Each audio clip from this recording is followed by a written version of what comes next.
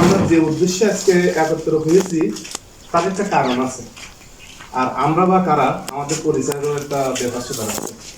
তো আমরা কৈখালী মানে কৈখালীর বাসিন্দা আর কৈখালীর এই যুবকেরা সবাই প্রায় যুবক, এরা সবাই একত্রিত নিয়ে আমরা একটা সংগঠন খুলছি।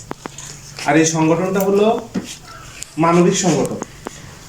এখানে কোনো রাজনীতি না যে আজকে আমরা কম্বল দেবো, আপনারা বলবেন যে চেয়ারম্যান মেম্বার দিচ্ছে বা তুমুক দিচ্ছে তুমুক দিচ্ছে, না, আমরা কম্বলটা দিচ্ছি।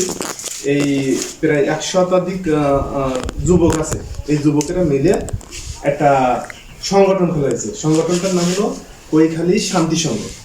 আর এই কৈখালী শান্তি সংঘের আলোকে আর সার্বিক ব্যবস্থাপনায় আমাদের আজকে আমরা সামান্য উপহার দিচ্ছি।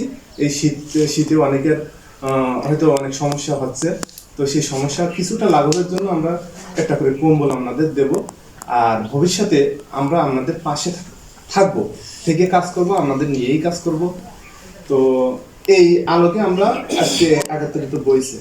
তো আজকে আমাদের কথা বলার জন্য আহ্বান করছে আমাদের সকলের সুপরিচিত আমাদের মোস্তফা ভাই। উনি আমাদের এই 6 নম্বর কমিটিতে অন্তর্ভুক্ত হবে আমরা আশা রাখি। তো আজকের এই অনুষ্ঠানের তাৎপর্য। আসসালামু আলাইকুম, আশা করি সবাই ভালো আছেন। মানবিক সংগঠনের যত কর্মী আছে সকলকে আমার পক্ষ থেকে আন্তরিক সালাম ও শুভেচ্ছা।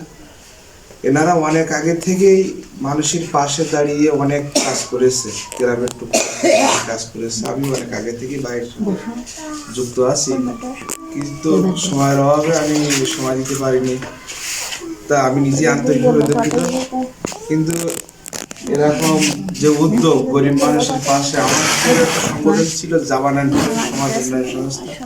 আমরা অনেক বছর আগে মানুষের পাশে দাঁড়িয়েছি, ইফতারি দিয়েছি, কম্বল বিতরণ করেছি। আসলে ভাই প্রবাসে চলে গিয়েছে, সেই জন্য আমাদের কার্যক্রমটা কিছুটা বন্ধ আছে। ইনশাল্লাহ দেশে আসলে আবার চালু হবে।